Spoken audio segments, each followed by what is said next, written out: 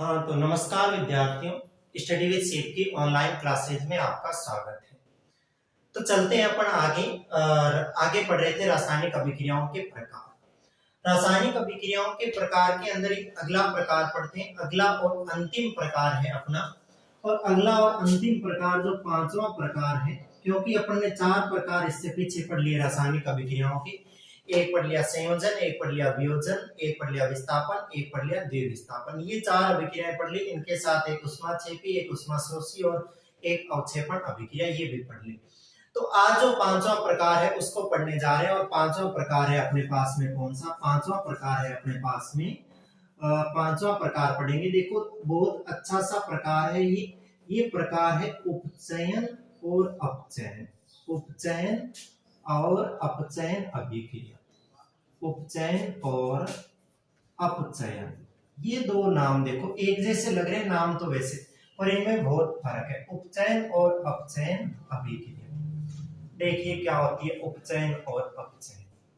जैसे अपने जो पीछे का सिलेबस था या आपने कहीं और भी पढ़ा होगा इन अभिक्रियाओं को 9वीं में, तो वहां पे पढ़ा होगा ऑक्सीकरण और अपचयन पढ़ा होगा। आपने नाम सुन रखा होगा ऑक्सीकरण और अपचयन क्या होता है। मैं यहाँ पे लिख दूं, आपके आ सकता है ये नाम भी, कि आपको ये कह सकता है कि आप क्या समझाइए, आप ऑक्सीकरण और अपचयन समझाइए। एक ही बात होती है, उपचयन है ना, ऑक्सीकरण को ही बोलते हैं। ऑक्सीकरण और अपचयन कह दे तो भी यही अभिक्रिया है, और उपचयन और अपचयन कह दे तो भी यही रिएक्शन है। तो देखिए होता क्या है इसके अंदर, आपको सिंपल सी परिभाषा याद रखनी है। जैसे पहले मैं परिभाषा लिखता हूं, बाद में इसको मैं समझाता हूं। पहले मैं लिखता हूं जैसे किसकी परिभाषा, उपचयन की। उपचयन क्या होता है? देखो यहां से नाम देखे ना, उपचयन समझ में नहीं आ रहा नाम, परंतु यहां से देखो ना, देखो ऑक्सीकरण। ऑक्सीकरण मतलब ऐसी रासायनिक अभिक्रिया जिसमें ऑक्सीजन का क्या हो जाए, योग हो जाए, ऑक्सीजन जुड़ जाए, तो वो अभिक्रिया क्या कहलाती है, उपचयन। जैसे मैंने क्या किया था, शुरुआत में जब पाठ चलाया था उसमें अपन ने पढ़ा था कि Mg को अगर मैं जलाता हूं तो ये किस में चेंज हो जाता है, ये MgO में चेंज हो जाता है। ये संतुलित करने के लिए लिखा था, पहली रिएक्शन यही लिखी थी मैंने। तो यहाँ पे देखो मैग्नीशियम है, यहाँ पे जाते जाते मैग्नीशियम में ऑक्सीजन का क्या हो गया, देखो योग हो गया। जैसे ये अभिक्रिया अपन ने पढ़ी थी, कार्बन को ऑक्सीजन की उपस्थिति में जलाते हैं तो क्या बनता है, कार्बन डाइऑक्साइड बनता है। मतलब कार्बन के साथ में ऑक्सीजन का क्या हो गया, योग हो गया। तो आपको परिभाषा ये याद रखनी है कि ऐसी रासायनिक अभिक्रिया जिसमें ऑक्सीजन का योग हो जाए वो अभिक्रिया क्या कहलाती है, उपचयन या ऑक्सीकरण। तो परिभाषा लिखता हूं, देखो परिभाषा कैसे लिखूं, ऐसे लिखूं कि ऐसी रासायनिक अभिक्रिया, ऐसी रासायनिक अभिक्रिया जिसमें, ऐसी रासायनिक अभिक्रिया जिसमें किसी तत्व या पदार्थ में, किसी तत्व बोल दो, पदार्थ बोल दो या यौगिक बोल दो, तत्व या पदार्थ में, किसी तत्व या पदार्थ में ऑक्सीजन का योग होता है। तत्व या पदार्थ में ऑक्सीजन का योग होता है। योग का मतलब जुड़ना, ऑक्सीजन का योग होता है, ऑक्सीजन का योग होता है, उसे क्या कहते हैं, उसे उपचयन अभिक्रिया कहते हैं। यहां नाम लिख दो दोनों ही, उसे उपचयन या यहाँ पे लिख दो क्या, ऑक्सीकरण। उपचयन या क्या लिख दो, ऑक्सीकरण। उपचयन या ऑक्सीकरण अभिक्रिया कहते हैं। ऑक्सीकरण या उपचयन अभिक्रिया कहते हैं। बस ये परिभाषा है इसकी, छोटी सी सिंपल सी परिभाषा। जैसे देखो एग्जांपल लिख दो, कैसे ये लिख दो, भले ये एग्जांपल है ये लिख दो, नहीं तो अपने इसके अंदर जो एग्जांपल दे रखा है वो लिखता हूं। देखो ये Cu आप जानते हो क्या है, कॉपर है, और कॉपर को मैं गर्म करता हूं, ऑक्सीजन की उपस्थिति में गर्म करना पड़ेगा, तापमान में लिख दो यहाँ पे या उष्मा लिख दो, और ये दोनों मिलके क्या बना लेंगे, Cu बना लेंगे, कॉपर ऑक्साइड बना लेंगे।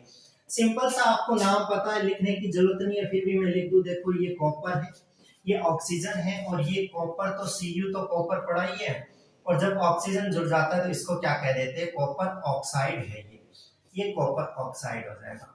संतुलित करने के लिए यहाँ पे ऑक्सीजन 2 है, यहाँ 1 है तो 2 लगा देते हैं, कॉपर 2 हो गए तो यहाँ भी 2 लगा देते हैं, ये हो गया।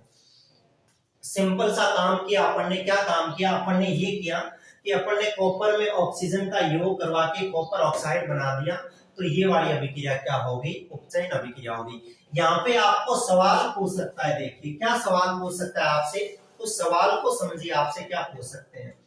यहाँ पे आपको ये पूछ सकता है वो कि यहाँ पे किसका उपचयन हुआ है, किसका उपचयन हुआ है, ये पूछ सकते हैं आपसे।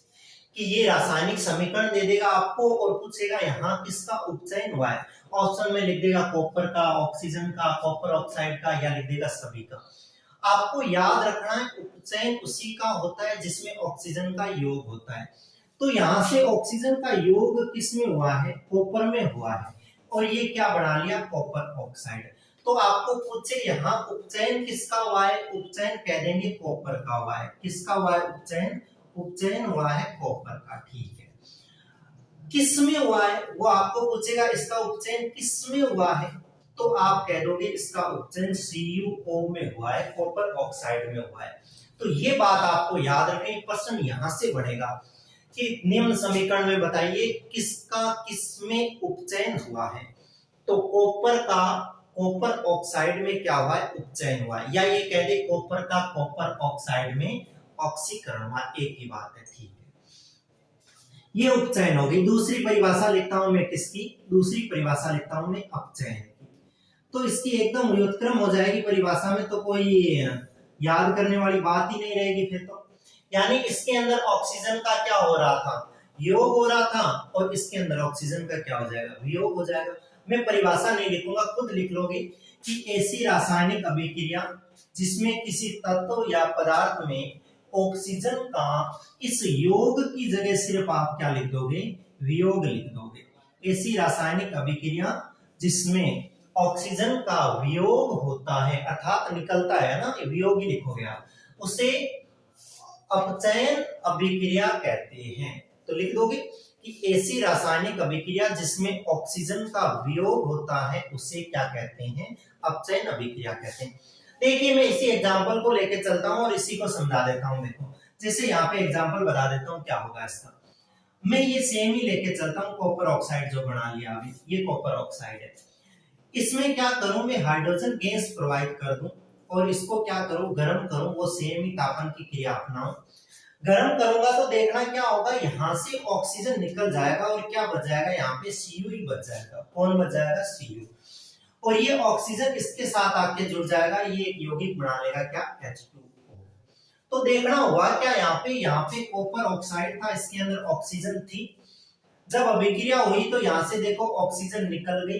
तो ऐसी रासायनिक अभिक्रिया जिसमें ऑक्सीजन का क्या हो जाए, वियोग हो जाए किसी पदार्थ के अंदर, तो वो वाली अभिक्रिया क्या कहलाती है, वो वाली अभिक्रिया कहलाती है अपचयन अभिक्रिया। तो आपको दोनों अभिक्रियाएं क्लियर हो गई होगी कि उपचयन किसे कहते हैं, अपचयन किसे कहते हैं। परिभाषा इसकी आप इसके हिसाब से लिख लोगे। ये तो सिंपल सी बात हुई कि ऑक्सीकरण क्या है, अपचयन क्या है, उपचयन क्या है और अपचयन क्या है। मतलब जिसमें ऑक्सीजन का अपन योग करें, कोई भी आप XYZ कोई भी उदाहरण लिख सकते हो आप। मैंने जो कार्बन ऑक्सीजन वाला लिखा वो लिख सकते हो, मैग्नीशियम ऑक्सीजन, आपको जो याद है वो लिख सकते हो। पर यही उदाहरण क्यों लिख रहा हूं मैं, क्योंकि अपने को किताब के उदाहरण भी समझने हैं और वो सीधा सीधा पूछ लेगा कि यहाँ से किसका अपचयन हुआ है और किसका उपचयन हुआ है। यहाँ से आपको पूछ लेगा इस अभिक्रिया के अंदर या इस समीकरण के अंदर किसका अपचयन हुआ है, यहाँ पे इसका अपचयन हुआ है, किसका, क्योंकि इसी से तो ऑक्सीजन निकली है। यहाँ पे कॉपर ऑक्साइड का अपचयन हुआ है और किस में हुआ है, कॉपर में हुआ है। एकदम व्युत्क्रम में देखो, यहाँ कॉपर का कॉपर ऑक्साइड में क्या हुआ था, अपचयन हुआ था। यहाँ पे कॉपर ऑक्साइड का कॉपर में क्या हो गया, अपचयन हो गया। ध्यान रख लो इतनी बात, ठीक है। अब देखो अगर ये दोनों क्रियाएं साथ साथ में हो जाए, क्या हो जाए, दोनों क्रियाएं साथ साथ में हो जाए। साथ साथ में कैसे हो जाए, देखो जैसे क्या है अपने पास में मान लो जिंक ऑक्साइड है, ZnO है, जिंक ऑक्साइड है, और इसकी रिएक्शन में किसके साथ में करवा दूं, कार्बन के साथ में करवा दूं। सिंपली मैं एक बार ले लूं, जिंक ऑक्साइड की रिएक्शन कॉपर के साथ, कार्बन के साथ में करवा दूं, C कार्बन है। तो यहां से मैं क्या करूं, देखो ऑक्सीजन को निकाल दूं तो देखो क्या बचेगा, जिंक ही बच जाएगा खाली यहाँ पे। प्लस यहाँ पे देखो उस ऑक्सीजन को ला के इसके साथ में जोड़ दो तो ये क्या बन जाएगा, CO बन जाएगा। क्या बना सकते हैं, यौगिक बन जाएंगे इसे। तो देखो यहां हुआ क्या, आप इसको अच्छे से समझो। देखो यहां जिंक से तो ऑक्सीजन क्या हुई, निकल गई। जिंक से तो ऑक्सीजन क्या हो गई, निकल गई। इसका मतलब जिंक ऑक्साइड का जिंक में क्या हो गया, अपचयन। क्योंकि किसी तत्व या पदार्थ से अगर ऑक्सीजन निकलती है तो वहां पे कौन सी अभिक्रिया होती है, वहां पे होती है अपचयन। आपको अच्छे से समझ में आ गया होगा ये मतलब। तो दूसरा देखो, ये कार्बन था, इसके पास कुछ ही नहीं था, पर जब रिएक्शन हुई तो कार्बन के साथ में आके कौन जुड़ गया, ऑक्सीजन जुड़ गया। तो कार्बन का कार्बन मोनोऑक्साइड, CO2 होती तो कार्बन डाइऑक्साइड बोल देते, नहीं तो ये कार्बन मोनोऑक्साइड में नाम लिख देता हूं क्योंकि एक को मोनो बोलते हैं। तो ये हो जाएगा कार्बन, और CO है तो इसको बोलते हैं मोनो, कार्बन मोनोऑक्साइड। और CO2 को आप जानते हो कार्बन डाइऑक्साइड बोलते हैं क्योंकि दो को डाई बोलते हैं। एक अपन ने SO3 लिखा था, SO3 में सल्फर ट्राइऑक्साइड, तीन होता है तो ट्राई बोलते हैं, उसको अपन आगे पढ़ेंगे कार्बन वाले पार्ट में। यहां का मकसद समझो, देखो यहां पे कार्बन था और यहाँ पे कार्बन मोनोऑक्साइड, कुल मिला के इसके कार्बन के साथ में रिएक्शन होते समय क्या हो गया, ऑक्सीजन जुड़ गई। तो फिर जहां ऑक्सीजन का योग हो जाए वहां पे क्या होता है, वहां पे उपचयन होता है। क्या होता है, उपचयन होता है।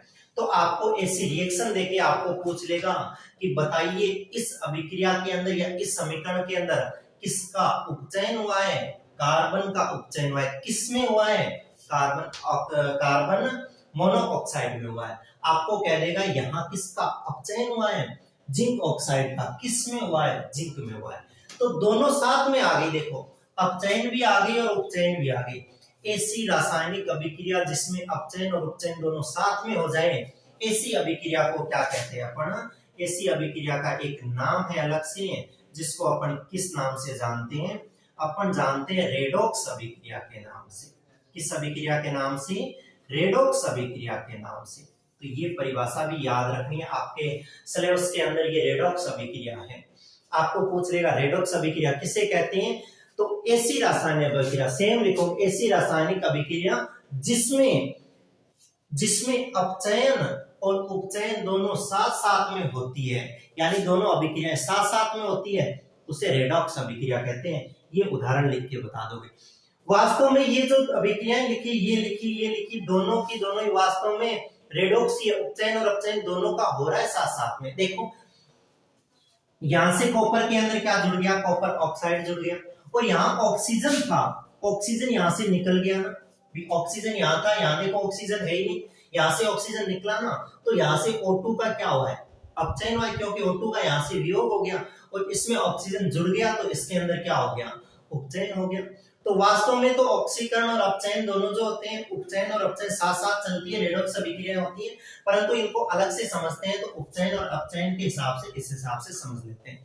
मुख्यतः आपके ये मोस्ट है रेडॉक्स अभिक्रिया। एक बार और बोल देता हूँ, ऐसी रासायनिक अभिक्रिया जिसमें जिसके अंदर उपचयन और अपचयन साथ साथ होती है, उसे कहते हैं रेडॉक्स अभिक्रिया। और आप ये उदाहरण अच्छे से इसमें याद रख लोगे। आप इसको एक बार उतार लीजिए या इसको रोक के स्क्रीनशॉट ले लीजिए। मैं आगे चलता हूं और आगे अपनी जो किताब के कोई उदाहरण है एक दो, उन उदाहरणों को अपन सोल्व करते हैं। तो आप इसको एक बार लिख लीजिएगा, अपनी कॉपी में नोट कर लीजिए और फिर चलते हैं अपन आगे के उदाहरणों पे। तो लिख लिया होगा, एक और उदाहरण है अपनी किताब का, उस उदाहरण को समझाता हूं। देखो क्या उदाहरण है वो, ये लिख लिया होगा जिनका, इसमें क्या हो रहा है, ये भी अपनी किताब का ही एग्जाम्पल है। देखिए मैं एक और लिखता हूं यहाँ पे एग्जाम्पल, और उसको समझो, क्योंकि एग्जाम्पल से सीधे सीधे क्वेश्चन बनते हैं अपने पेपर के अंदर। तो देखो मैं लिखता हूं, देखो MnO2 मैग्नीशियम ऑक्साइड है ये, प्लस साथ में क्या लिखूं मैं, साथ में लिख दूं HCl। अपन बहुत बार परिचित हो रखे हैं इससे, तो हाइड्रोक्लोरिक अम्ल है, मैंने कहा था अम्ल पढ़ेंगे तब पढ़ेंगे अपन इसको। ये है दोनों, और इसकी रिएक्शन करवाता हूं मैं, तो देखना क्या होता है। ये Mn है ना, इसके साथ में तो आके कौन जुड़ जाता है, Mn के साथ में तो कोई नहीं जुड़ता, और ये क्या हो जाता है, यहाँ पे Mn ही बन जाता है। या Mn के साथ में जोड़ दूं तो Cl2 को जोड़ दूं, MnCl2, क्योंकि Mn है उसकी संयोजकता 2 होती है, वो क्लोरीन को 2 यौगिक 2 इलेक्ट्रॉन दे देता है और MnCl2 बना लेता है। प्लस साथ में देखो क्या है, यहां से क्या होता है, ये Cl है, इसको संतुलित कर देंगे अपन। यहां से देखो ये H है, तो ये बड़ा H और ये O मिलके क्या बना लेते हैं, यहाँ पे जल बना लेते हैं H2O। और यहाँ से Cl है वो भी अलग निकल जाती है, यहाँ से किसके रूप में, Cl2 के रूप में निकल जाती है। देखना यहाँ पे दो अभिकारक थे, दो अभिकारकों से कितने उत्पाद बन गए, 3 उत्पाद बन गए। ये रासायनिक अभिक्रिया अपने किताब की अभिक्रिया, इसको समझो। देखो यहां से हुआ क्या वास्तव में, ये देखो Mn के पास में ऑक्सीजन थी और यहां आके देखो Mn से ऑक्सीजन हट गई ना, यहां से हट गई तो अपन क्या कह सकते हैं, ऐसी रासायनिक अभिक्रिया जिसमें ऑक्सीजन का क्या हो जाए, वियोग हो जाए, तो वो क्या कहलाती है, अपचयन। तो ये यहाँ पे तो क्या हो गई, अपचयन हो गई। ठीक है, हो गई। दूसरा देखो, दूसरा अपन इसको एक और तरीके से पढ़ते हैं, मैं किताब में जो लिखा है उसी को बताता हूं। यहाँ पे हाइड्रोक्लोरिक अम्ल जो है वो HCl है, उसका किसमें, Cl2 के अंदर क्या हो गया, यहाँ पे Cl2 के अंदर क्या हो गया, उपचयन हो गया। अब एक नई बात बताता हूं, यहाँ पे इतनी विस्तार से अपने पास में नहीं है, वैसे तो देखे तो देखो HCl का किसमें हो गया, H2O के अंदर क्या हो गया, उपचयन हो गया, क्योंकि यहाँ पे ऑक्सीजन का योग हुआ है वास्तव में। ये चीज बताता हूँ, देखो क्या है। देखो परिभाषा दोनों साथ साथ में पढ़ते, परंतु मैंने नहीं लिखी ऑक्सीजन और हाइड्रोजन की, और वास्तव में किताब में भी अपने नहीं लिख रखी है। देखो ऐसी रासायनिक अभिक्रिया जिसमें ऑक्सीजन का क्या होता है, ऑक्सीजन का तो क्या होता है, योग होता है, परंतु इसी के अंदर परिभाषा होती है कि ऑक्सीजन का योग होता है, परंतु इसमें हाइड्रोजन का क्या होता है, हाइड्रोजन का वियोग होता है। ऑक्सीजन का योग होता है और हाइड्रोजन का क्या होता है, इसके अंदर वियोग। और इसके अंदर ऑक्सीजन का वियोग होता है और हाइड्रोजन का क्या होता है, योग होता है। ये उल्टी परिभाषा इसमें भी होती है ना। इसको समझो, देखो कैसे होती है। जिसमें ऑक्सीजन का योग ऑक्सीकरण, जिसमें ऑक्सीजन का वियोग अपचयन। ऑक्सीजन का योग हो रहा है तो हाइड्रोजन का क्या होगा, वियोग, और इसमें ऑक्सीजन का वियोग हो रहा है तो हाइड्रोजन का क्या होगा, योग। इतनी ज्यादा इस पे जोर देने की जरूरत नहीं, अगर ना समझ आए तो कोई बात नहीं। देखना हाइड्रोजन समझाना चाह रहा हूं मैं कैसे। देखो यहाँ HCl था, हाइड्रोजन और क्लोरीन दो थे, और यहाँ से हाइड्रोजन निकल गया, देखो यहाँ तक जाते जाते। तो फिर जहां हाइड्रोजन का क्या हो जाए, वियोग, देखो इसके अंदर हाइड्रोजन का वियोग होता है, ये लिखा मैंने, इसके अंदर क्या होता है, हाइड्रोजन का वियोग। तो यहाँ HCl से हाइड्रोजन का वियोग हो गया, देखो, तो यहाँ पे क्या लिख दी मैंने, उपचयन लिख दी। और कहीं हाइड्रोजन का योग होगा तो वहां पे क्या लिख देंगे अपन, वहां पे लिख देंगे अपन अपचयन लिख देंगे। तो आप इसको सिंपल समझिए, इतनी ज्यादा है ना ये रासायनिक अभिक्रिया वास्तव में है नहीं, इनको आप इस हिसाब से समझिए कि ऐसी रासायनिक अभिक्रियाएं जिसमें क्या होता है, ऑक्सीजन का योग होता है वो अपचयन, और जिसके अंदर ऑक्सीजन का वियोग होता है वो क्या होती है, उपचयन होती है। तो इस हिसाब से अपने ये ऑक्सीकरण और अपचयन या उपचयन और अपचयन अभिक्रियाएं कंप्लीट होती है। इनके उदाहरणों को आप अच्छे से समझिए, और इनके साथ ही अपने क्या हो जाती है, रासायनिक अभिक्रियाओं के प्रकार खत्म हो जाते हैं। ये 5 प्रकार थे, 5 के अंदर ये 1-2 और प्रकार थे छोटे बड़े, इनको भी आप समझिएगा, इनको अच्छे से पढ़िएगा। आगे इनके अपचयन और उपचयन के अपने अनुप्रयोग है, उनको पढ़ेंगे आगे की क्लास में। आज का लेक्चर यहीं खत्म करते हैं, धन्यवाद।